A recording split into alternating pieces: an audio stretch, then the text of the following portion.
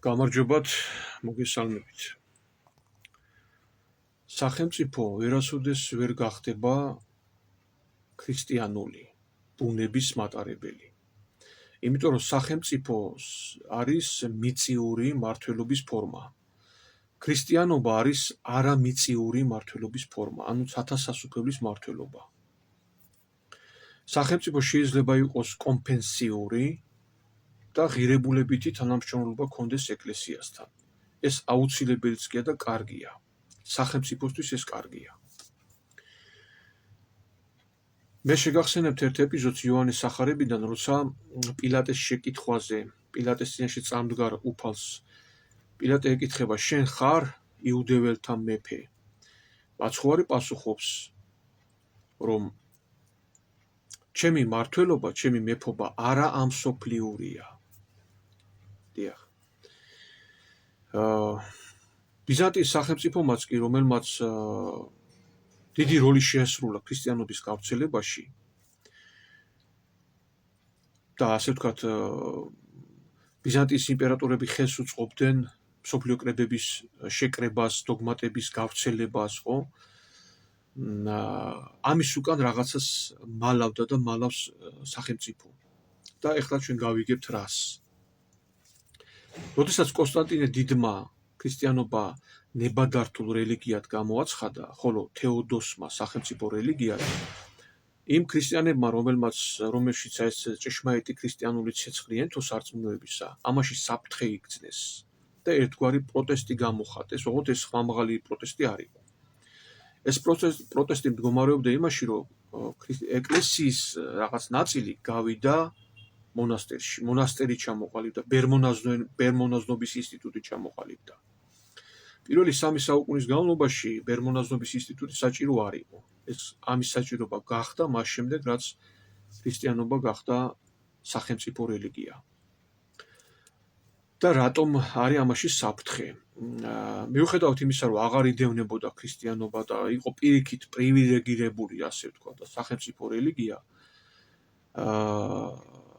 სახელმწიფოს არ აინტერესებს ეკლესია როგორც მაცხოვნებელი წიაღი. მას აინტერესებს როგორც ერთგვარი სამინისტრო, რომელიც სახელმწიფო ინტერესებს გაატარებს. სახელმწიფო ან დევნის ქრისტიანობას, ან იყენებს. და აი ამ ურთიერთობას გაექცნენ ბერმონაზნები მონასტერში.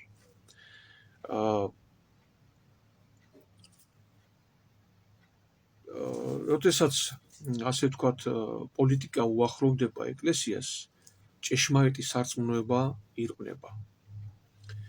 რისგანაც თავისუფალი იყვნენ ეს ბერმონაზნები, რა თქმა უნდა. და არა მარტო ეს პოლიტიკა, მე კიდევ ვისაუბრებ იმას, თუ რა აზიანებს სარწმუნოებას. მაგრამ ამავე დროს ისიც აღვნიშნოთ, ახლა რა სიჭირდება ეკლესიას სახელმწიფო, ხო?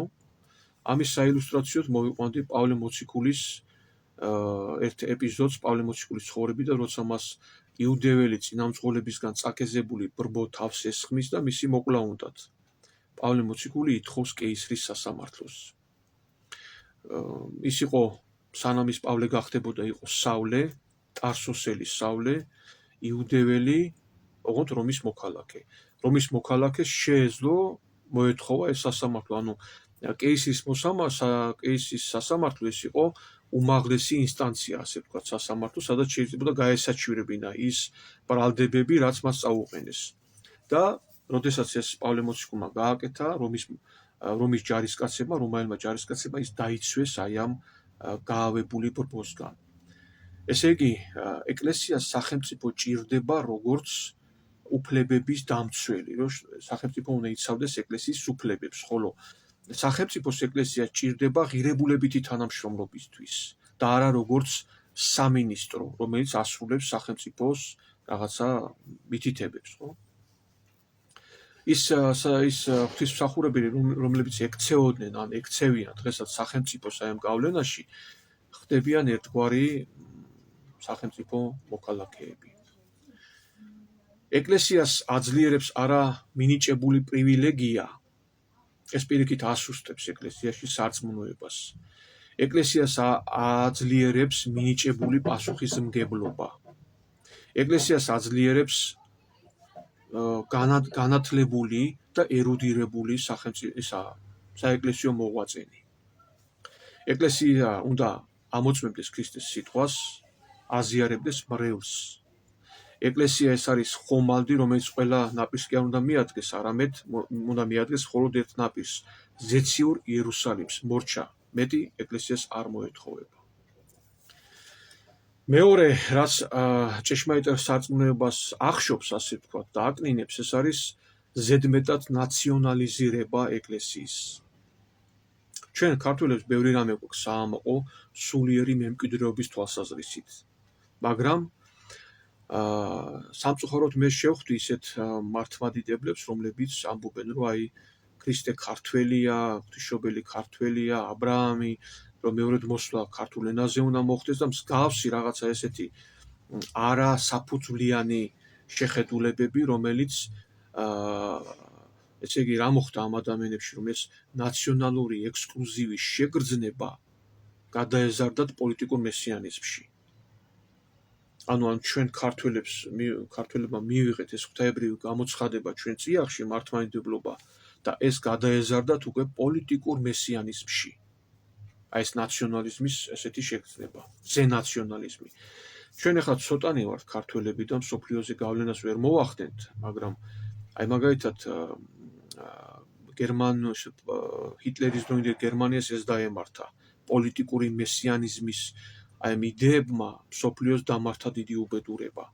იგივე მსგავსი მოსდის რუსეთის საერო და სასულიერო ხელისუფალს. ეს არის მავნებელი ეკლესიისთვის, ეს ძალიან ცუდ შედეგებამდე მიდის. ამ ადამიანებს მე რომ შევხვდი, მისაუბრე მათთან, სამწუხაროდ ისინი უარყოფენ წმინდა წერილს. არადა ამის მეშვეობით ანუ ეკლესიის და წმინდა წერილის მეშვეობით მოგიტანეს შენ მართლმადიდებლობა, აი წმინდა წერილს გადაუსვეს ხაზი და რაღაც შექმნეს ალტერნატიული ეკლესიური აზროვნება, რომელიც არის აცდენა ჭეშმარიტებისგან. პოლიტიკურ და ნაციონალიზირებულ, ზედმეტად ნაციონალიზირებულ ეკლესიას იყენებს ანტიქრისტე თავის მმართველობის გასამტკიცებლად. და მესამე კიდევ ამ სოფლიური სარწმუნოება, ანუ როგორ გითხრათ, აი ქრისტიანის მზერა უნდა იყოს მიმართული ცათა სასუფეველისკენ და ქრისტესკენ. მაგრამ ამ სოფლიური სარწმუნოება რას ნიშნავს, რომ შენ კი გწამს ღმერთი, მაგრამ გინდა ამ წუთის სოფელში გაიმარჩო, აქ გახდე გამარჯვებული, წარმატებული, აისრულო სურვილები და აქ იყო კარგად, ასე ვთქვათ, ხო? აი ესეთი ქრისტიანის ასეთი მდგომარეობა არის აცდენა ჭეშმარიტებისგან. აი ჩვენ თუ დავაკვირდებით საეკლესიო მოღვაწეებს, ასკეტ მოღვაწეებს, რომლებიც ასე ვთქვათ, მოკვდნენ ამ წუთის სოფლისთვის და შეიმოსეს ქრისტე. ხო, აი ეს ისინი არიან ჩვენთვის მაგალითები. ღვთისმეტყველი ამბობს, იოანე ღვთისმეტყველი, რომ ამ წუთის სოფლის სიყვარული ეს არის თვალთა და ხორცთა გულის თქმა. რა თქმა უნდა, ყველა ახლა მეუდაბნოებერი ვერ გახდება, გასაგებია ეს, მაგრამ თვალთა და ხორცთა გულის თქმა, ამ წუთის სოფლისეული სტერეოტიპები და შეხედულებები უნდა განერიდოს ქრისტიანი და შეიმოსოს ქრისტეთი. აი ამ სამის პრინციპში სამი სახის არ არის, ერთი ანტიქრისტეს ქრისტიანობა არის ერთი პოლიტიკური, ნაციონალური და ამსოფლიური. აი ეს სამი მიმართულება გადაქცეული ერთად. აი ეს არის ანტიქრისტესეული ქრისტიანობა.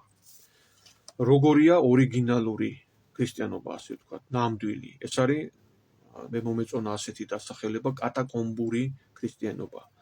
კატაკომბები ეს იყო გვირაბები, მიწისქვეშა გვირაბები, სადაც ქრისტიანები გაუბრუნდნენ დევნებს და ატარებდნენ ლოცვებს. ქრისტემ ამაღლების დროს აი ასეთი ეკლესია დატოვა. და მეორედ მოსვლის დროსაც ასეთ ადამიანებს, ასეთ ქრისტიანებს დახვდება მას მეორედ მოსვლის დროს. დიახ. იმას არ გულისხმობ, რომ რაღაც გავიდეთ ტაძრებში აღარ ვიაროთ, ამას არ გულისხმობ არავითარ შემთხვევაში. უნდა იარო ტაძარში, ყავდეს მოძღვარი, უნდა ეზიარებოდეთ და ასე შემდეგ. უბრალოდ შენში აი ნამდვილ ორიგინალურ ქრისტიანობას ატარებდე. ორიგინალური ქრისტიანობაში ამ შემთხვევაში არ გულისხმობ დოგმატების, რა თქმა უნდა, პირველ რიგში ესეც არის, დოგმატების სისწორე, მაგრამ ყველა ქრისტიანი ამ დოგმატებს ბოლომდე ვერ სწავლობს, ხო? აი ვერ წვდება შეიძლება, ხო? და არც მოითხოვს ღმერთი, როგორც აი პედაგოგები ითხოვდნენ სკოლაში საზეპიროებივით, ასე რაღაცა დაზეპირებულმა რაღაცა ვიცოდეთ. არა, უფლისადმი სწრაფვა, სინანული საკუთარი ცოდვებისადმი და ღმერთთან ერთად ცხოვრება. ასე ღმერთის გამოყენება კი არა, რომ ჩვენ რაღაცა კეთილ მოვეწყოთ ამ წუთისოფეში, არამედ ღმერთით შემოსვა, ღმერთთან ერთად ცხოვრება.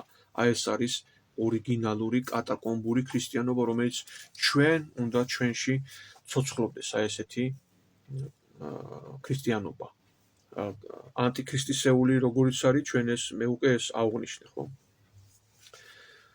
ეხლა ასეთი მდგომარეობა იყო ქრისტეს ამაღლებიდან, როდესაც ეკლესია ჩამოყალიბდა სულთმოფენობის დღეს. მას შემდეგ ეს ხორბალი და ღვარძლი არსებობს ერთად. მე-13 თავში მათეს სახარებაში უფალი მოყავს იგავი, რომ მინდორში გადის კაცი და თესავს ხორბალს, ღამე მოდის მერე ყოროტი და თესავს ღვარძლს და მოწაფეები ვერ იგებენ და თხოვენ განმარტებას და უფალი განუმარტავს, რომ მინდორში მთესველი ხორბლისა ეს არის კაცის ძე და ღვარძლის მთესველი ეს არის ეშმაკი. და ანგელოზებმა უთხრესო კაცის ძეს, რომ მოდი გავმარგლოთო, მოვაცილოთო ხორბალს ღვარძლი, მაგრამ უფალმა უთხრა არა, იზარდოს ერთად და მკის დროს, ანუ წუთისოფლის აღსასრულის დროს განირჩევა. აი ეს მინდორი მთლიანად წუთისოფელსაც განასახიერებს. ეკლესიაში მდგომარეობასაც განასახიერებს, ეკლესიის წევრების მდგომარეობასაც განასახიერებს და ჩვენ გულსაც განასახიერებს, სადაც უფალმა დათესა ეს ხორბალი, ხოლო ეშმაკი ცდილობს შემოიტანოს ეს ღვარძლი. მკის დრო, ანუ აღსასრული ეს, რა თქმა უნდა, ფართო გაგება აქვს ამ, ეს არის როგორც მეორედ მოსვლა, ასევე ინდივიდუალურად ადამიანისთვის ეს არის გარდაცვალებაც და ეს არის უფალთან შეხვედრაც ამ სოფელში, უკვე როცა შენი გული შეხვდება უფალს, შენ იწყებ აი ამ ღვარძლისგან ხორბლის გაწმენდას და ხორბლის აყვავებას, ასე ვთქვათ. აი ეს არის ორიგინალი ქრისტიანობა. დიახ, როდესაც თქვა უფალმა, რომ ერთ-ერთ სახარებაში წერია ეს, რომ კაცის ძეო რომევა მეორედ იხილავსო, კი ჭეშმარიტ რწმენასო, ეს არის რიტორიკული შეკითხვა. ეს არნიშნავს იმას, რომ ქრისტეს ეჭვი ეპარება, რომ საერთოდ იქნება თუ არა სარწმუნება, არა. ეს არის შენ თავში, ჩვენში უნდა გაისმას ეს შეკითხვა. მაქვს კი მე ჭეშმარიტი რწმენა ქრისტიანული, თუ აი ეს ანტიქრისტესეული, რომელიც არის პოლიტიკით, ნაციონალიზმით და ამსოფლიური შეხედულებებით დაზიანებული, თუ ნამდვილად აი ეს კატაკომბური ორიგინალი, რომელიც არის მზერა მიმართული ქრისტესკენ. დიახ, შეგვიწყალოს ღმერთმა მოგცეს გარჩევის უნარი სიკეთისა და ბოროტისა, ავისა და კარგისა, ტყუილისა და სიმართლისა. სიყვარულით იოანე. ამინ.